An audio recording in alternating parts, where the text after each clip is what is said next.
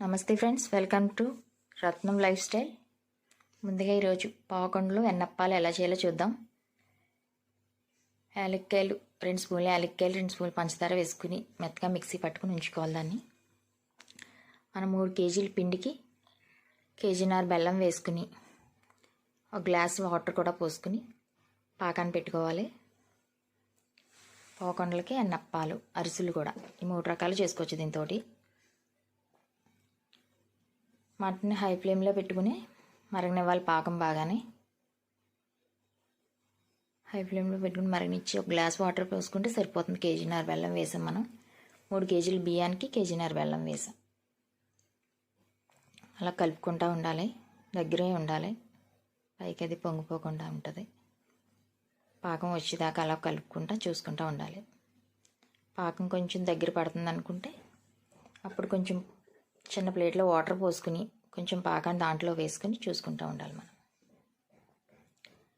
మనం బియ్యం నైట్ నానబెట్టుకుని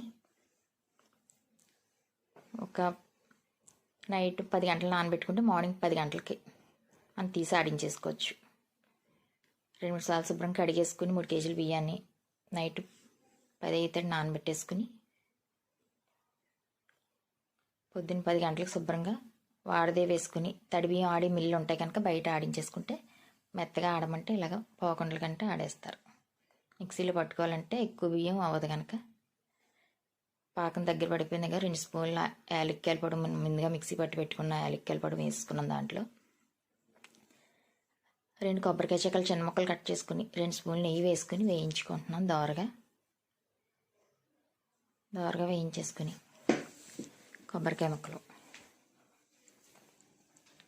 దాంట్లో వేసుకోవాలి. పాకం వస్తుందో లేదో చూసుకుంటూ ఉండాలి. మధ్య మధ్యలో మనం కొంచెం వెన్నపూస కానీ ఒక 2 స్పూన్లు నెయ్యి కానీ వేసుకోవచ్చు. నేనైతే ఇంట్లో తయారు చేసుకున్న వెన్నపూస వేసాను. కొంచెం పిండి అలా నీళ్ళు వాడదే వేసి బియ్యాన్ని నైట్ నానబెట్టుకుని 10 గంటలకి మార్నింగ్ 10 గంటలకి వాడదే వేసుకుని బియ్యాన్ని మెత్తగా ఆడించేసుకోవాలి. తడి బియ్యాన్ని పిండి ఆరిపోకుండా మూత పెట్టుకుని ఉంచుకోవాలి. మనం పిండి ఆరిపోకుండానే మనం పాకం పెట్టేసుకుని ఇవి రెడీ చేసుకోవాలి. వేసుకోనండి. కొబ్బరికాయ ముక్కలు కూడా దోరగా వేగిపోయాయి. పాకం కూడా దగ్గర పడుతుంది. ప్లేట్లో కొంచెం వాటర్ పోసుకుని మనకి వండ అవుతుందో లేదో చూసుకోవాలి. వండ అయ్యి చేతికి చిన్న బాల్ వచ్చిందంటే పాకం దగ్గరికి అయిపోయింది అన్నట్టు.